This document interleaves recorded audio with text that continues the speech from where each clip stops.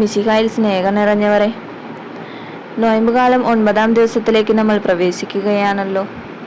വിശുദ്ധ മത്തായിയുടെ സുവിശേഷം 6-ാം അധ്യായം 26-ാം വാക്യത്തിൽ ഇങ്ങനെ പറയുന്നു: ആകാശത്തിലെ പക്ഷികളെ നോക്കുവിൻ, അവ വിതയ്ക്കുന്നില്ല, കൊയ്യുന്നില്ല, കളപ്പുരയിൽ ശേഖരിക്കുന്നുമില്ല, എങ്കിലും നിങ്ങളുടെ സ്വർഗസ്ഥനായ പിതാവ് അവയെ തീറ്റിപ്പോറ്റുന്നു. അവയേക്കാൾ എത്ര വിലപ്പെട്ടവരാണ് നിങ്ങൾ. ദൈവപിതാവിൻ്റെ ആനന്ദമായ പരിപാലനയുടെ വിവിധ വശങ്ങളെ കുറിച്ചാണ് ഈശോ ഇവിടെ പ്രതിപാദിക്കുന്നത്.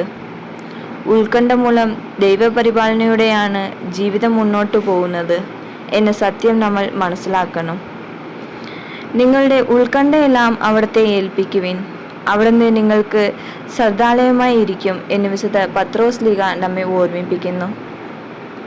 വിശുദ്ധിയിലേക്കുള്ള യാത്ര തടസ്സം ചൂണ്ടിക്കാട്ടുന്ന ഒന്നാണ് ഉത്കണ്ഠ എന്ന് ഫ്രാൻസിസ് മാർപ്പാപ്പ പറയുന്നുണ്ട്.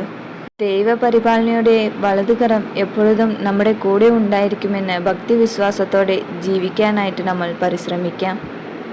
ദൈവം നിങ്ങളെ സമൃദ്ധമായി അനുഗ്രഹിക്കട്ടെ.